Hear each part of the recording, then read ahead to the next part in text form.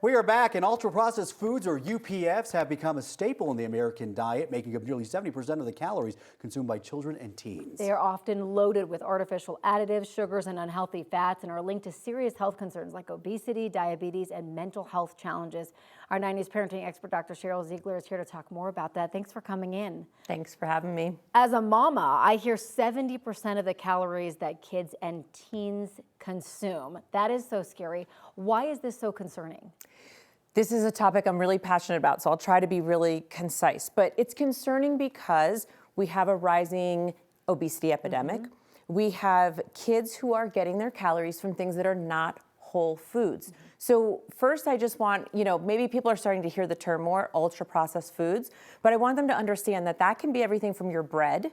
Yes, it's chips, it's soda, so it's drinks as well. But it's also things like hot dogs and deli meats. And so that's where, what I understand from the research, like the deli meats, that's probably number one on the list. We want to try to get those away. So a parent might not think that, might think, okay, the soda. Right. But actually it's the deli meats. And so what happens when you consume such a vast majority of your diet from those foods, you change everything from your gut microbiome to the sensitivity to flavors. So what you wind up doing is not necessarily overeating, but favoring those kinds of foods. So therefore, when you try to eat, the homemade kind of food, it just isn't as appealing. So that's why it's problematic for especially children who are growing up on these diets. Listening to you say that, I think about, what my own lunches when I was growing up were like, and it was oftentimes a sandwich that I made for myself. And if you're talking about the bread potentially being ultra-processed and those deli meats, well, that's my whole meal pretty much right there.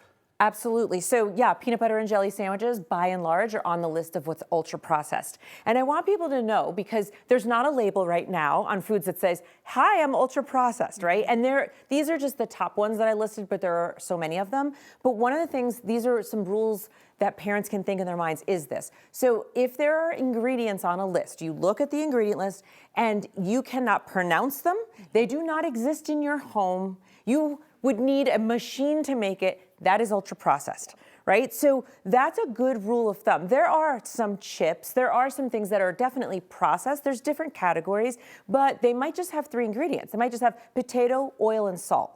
That's better than, if you look at some other chips, there will be then 7 or 8 or 9 more ingredients you can't even pronounce, you don't know what they are. I always look at the list, and if it's like this long, I'm like, okay. If it's like a CVS receipt? It's a no-no. And you were talking about making yourself a sandwich. I always think back to Lunchables. And you were always sent with Lunchables. Those are terrible, just terrible. So talk about the health risks that are really linked to these ultra-processed foods. Yeah, so there's everything from cancer to diabetes, to obesity, to mental health challenges, specifically depression and anxiety, and ultimately earlier death. So there's some really big things linked to this. And I know people might, you hear these things and it's all these different foods and are they bad for us? But my focus is really on, because kids and teens is about 70% of their diets, adults are about 60%. So kids are getting even more than adults. So it's really thinking about your young kids and how to just maybe swap some things out, like swapping out, the jelly stuff or the fruit snacks, for real food, something like that. So if you can just think about some swaps here and there, it can actually really make a difference. Okay, well, the good news is, like you're talking about, hope is not lost. We can do something about this. What can families start doing right now to reduce the ultra-processed foods in their diets? So one of the big things is definitely swapping out some of those snacks for actual fruits or vegetables. And you can have maybe like a little dip with it or something like that, which could be ultra-processed. Ranch is probably ultra-processed. But you can also think about breakfast, lunch, and dinner. So breakfast, cereal, that's ultra-processed. Yes. And so you might want to think, okay, could I get up and, scramble them an egg? Or are there other ways that I can get in more whole, nutritious meals that are minimally processed, at least what's under my control? At school, probably less under your control. So I would say focus on snacks and focus on breakfast, and then hopefully dinner.